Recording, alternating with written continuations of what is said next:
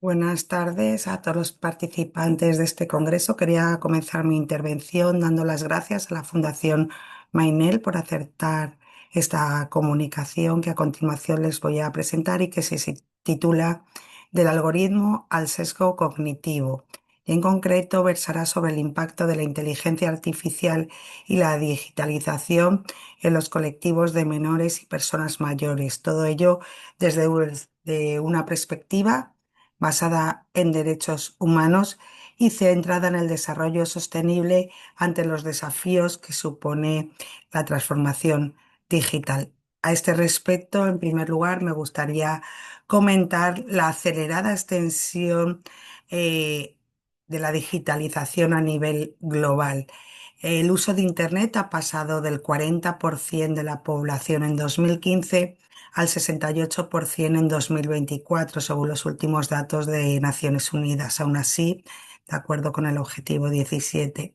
Sin embargo, vemos que persisten barreras y brechas significativas, sobre todo en el África subsahariana, donde alcanza solo el 37%. En estos momentos hay más de 2.600 millones de personas de la población mundial que no tiene acceso a Internet. También, como dato positivo, se puede señalar cómo se reduce la brecha de género y vemos que en 2024 había 189 millones de hombres conectados frente a más de hombres que de mujeres conectados, ¿no? Frente a 187 frente a 277.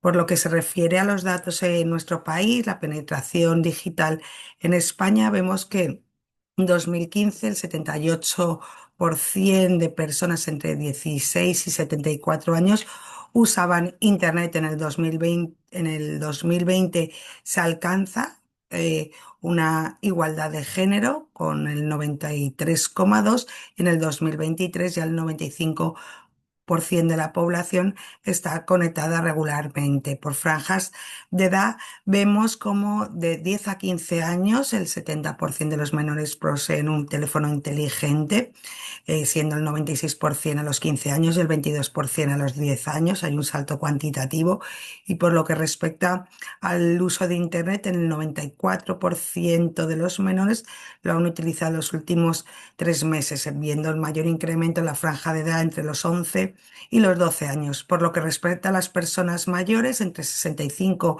y 74 años, frente al 69%, vemos que en 2020 se produce una duplicación respecto a al último quinquenio, ¿no?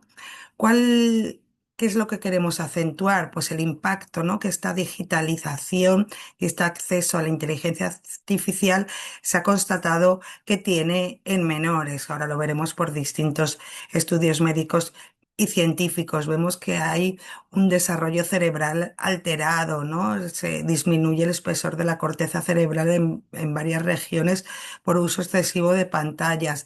Vemos una salud mental deteriorada por el uso de los teléfonos inteligentes antes de los 13 años, ¿no? Sobre todo en el caso de mujeres, ¿no? De menores, en la que se alerta de pensamientos suicidas y junto a ello también importantes alteraciones al sueño, ¿no? Debido pues a la luz azul de las pantallas y a a la reducción de melatonina y a la alteración del ritmo circadiano, ¿no? Todo eso unido también a otros factores como puede ser la fatiga visual, ¿no? El daño para los ojos, el aumento de la miopía y también del estrabismo. El riesgo cardiovascular, ya que propician un mayor sedentarismo, ¿no?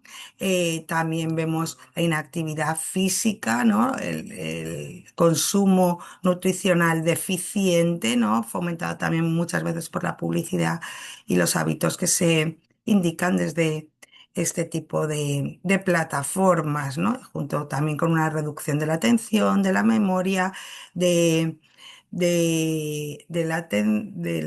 la impulsividad etcétera, y también pues otra serie de consecuencias. En este sentido, ya desde, además de otras organizaciones internacionales, por lo que se refiere a nuestro país, la Asociación Española de Pediatría ha formulado recientemente una serie de recomendaciones, como es que los niños de 0 a 6 años no tengan ninguna exposición a pantallas, porque no hay ningún tiempo seguro, de 7 a 12 años, que sea máximo 1 hora al día, y evitar que se utilice en baños y dormitorios y con la supervisión de un adulto constante, ¿no? Incluyendo también el tiempo que lo puedan utilizar en los colegios. Y de 13 a 16 años, menos de 2 horas diarias, siempre con control parental, ¿no? Y utilizar una serie de sistemas de protección a nivel internacional.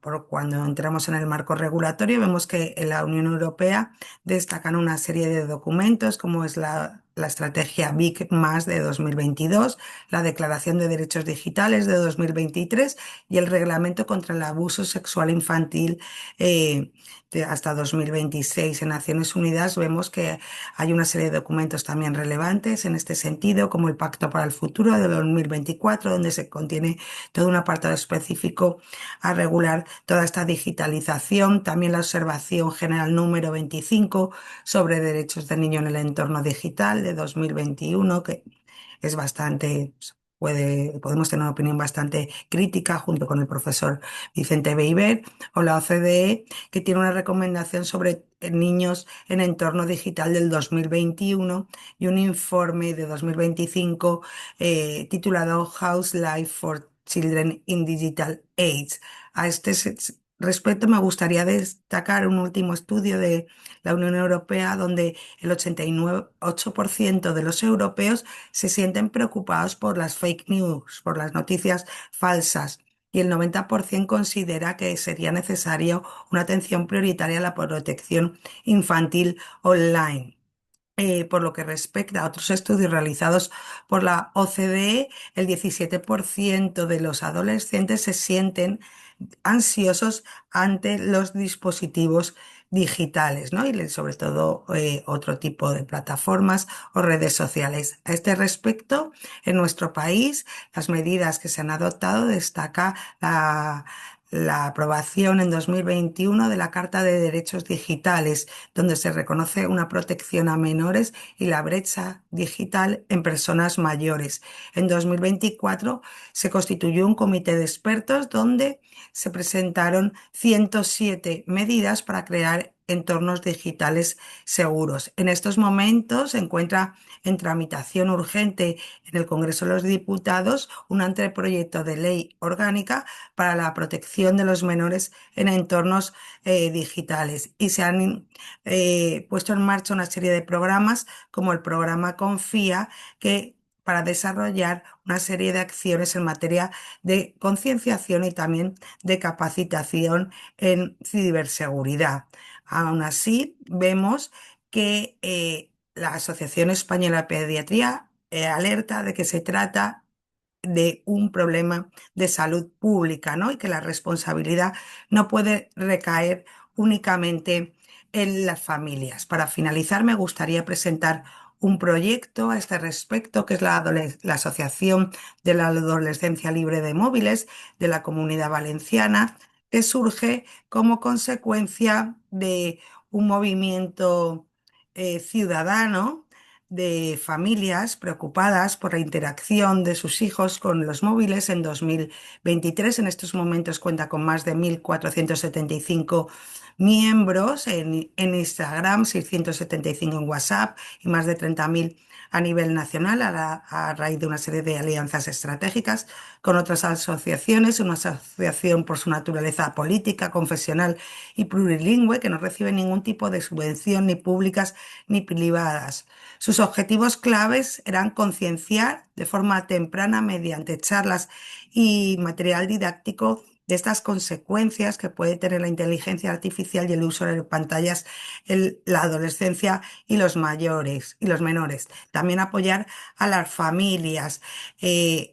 informar a los centros educativos y realizar una actividad de incidencia legislativa y política. En estos momentos destaca el Pacto de las Familias Libres de Móviles, que tiene más de 10.000 adhesiones, mediante el cual las familias se comprometen a retrasar hasta los 16 años la entrega de los móviles.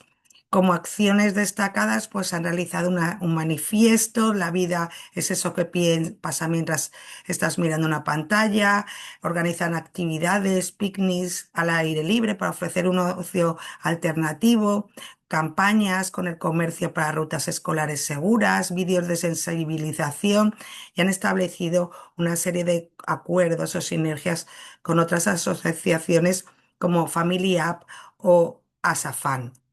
Finalmente, para concluir, como reflexión final, nos gustaría destacar en este sentido una serie de cuestiones o interrogantes. ¿No sería conveniente ir un paso más allá y partir del principio europeo de precaución y adoptar algunas medidas estrictas como prohibir el acceso de los menores, por ejemplo, a las redes sociales, como ya están haciendo algunos países como Nueva Zelanda, igual que se hace con otros comportamientos que consideramos nocivos para su salud, como el tabaco, el alcohol o el juego, ¿no? Trasladar el foco de las familias a una responsabilidad compartida, ¿no? Con las plataformas y las administraciones, retomar el control, ¿no? Es decir, nuestro desarrollo humano requiere de una gestión consciente y crítica de la tecnología, ¿no? Y porque afecta a una serie de derechos humanos que son importantes y se cuenta con la evidencia científica y la directriz que es preeminente del interés superior del menor. Y bueno, con esto me gustaría darles las gracias por la atención y finalizar esta intervención. Muchas gracias.